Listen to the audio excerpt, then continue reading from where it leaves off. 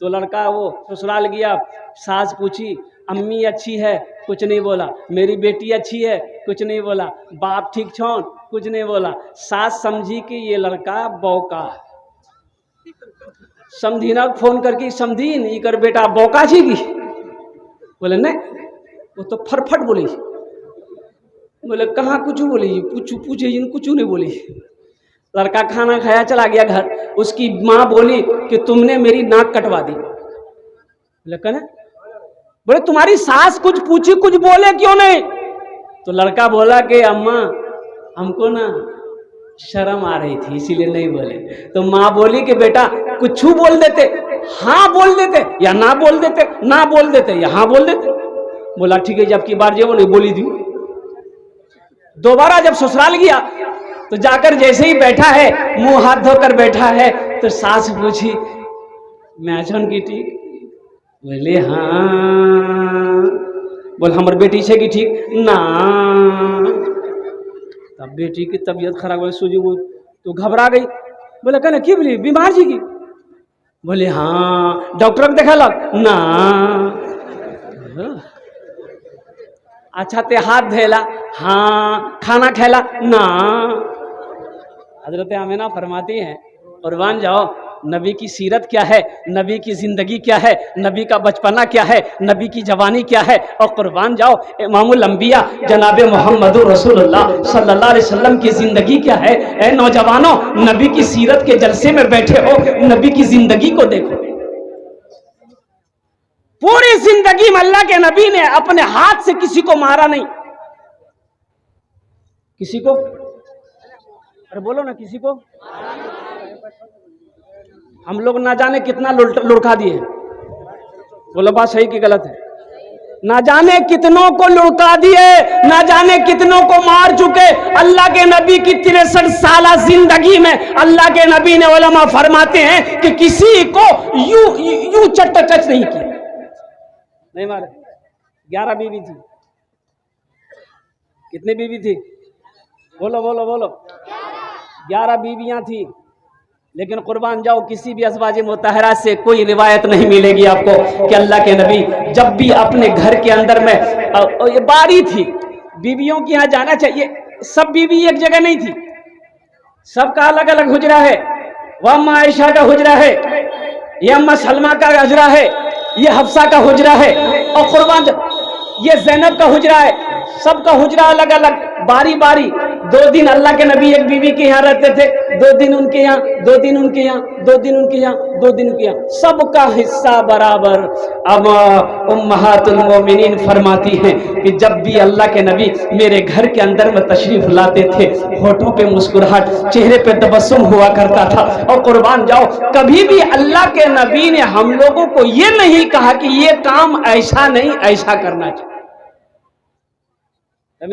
کتنی بیویاں تھی؟ بولو میرے بچوں کتنی بیویاں تھی؟ 11. اب تم لوگ بھی 11 کے چکر مت پڑنا.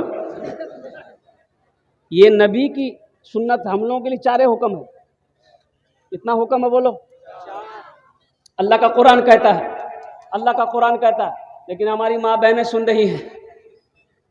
خیریت نہیں جی مولوی گرو.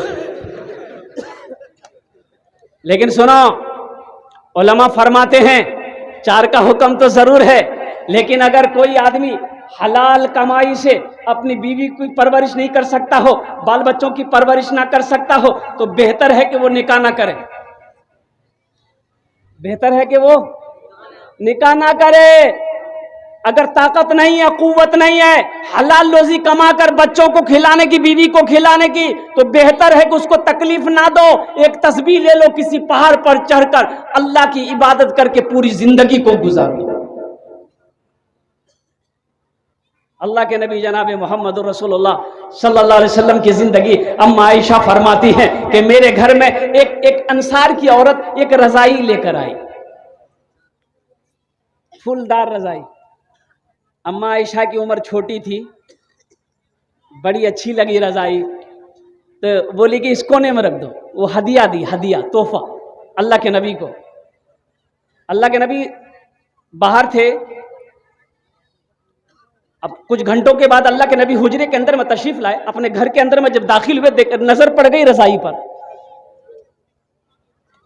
تو کالی کملی والے نے فرمایا عائشہ یہ رضائی کہاں سے آئی ہے؟ کہا کہ یا رسول اللہ ایک انصاریہ عورت آپ کی محبت میں وہ ہدیہ دی ہے۔ تو آپ نے فرمایا کہ عائشہ یہ رضائی واپس کر دو۔ عائشہ یہ رضائی واپس کر دو، اگر میں چاہوں یہ جو وحد کا پہاڑ سامنے کھڑا ہے نا یہ سونا بن کر میرے پیچھے پیچھے دوڑے گا، میں آگے آگے چلوں گا۔ سبحان اللہ بولے تو اگر میں چاہوں تو یہ اللہ میرا اللہ یہ وحد کا پہاڑ کو سونا بنا دے گا۔ اے عائشہ میں نے اس دنیا کو ترجیح نہیں دیا، اس دنیا کو ترجیح نہیں دیا عائشہ۔ تو عائشہ تو بڑی لاڈلی تھی نا کہ یا رسول اللہ میرا دل نہیں چاہتا واپس کرنے کو۔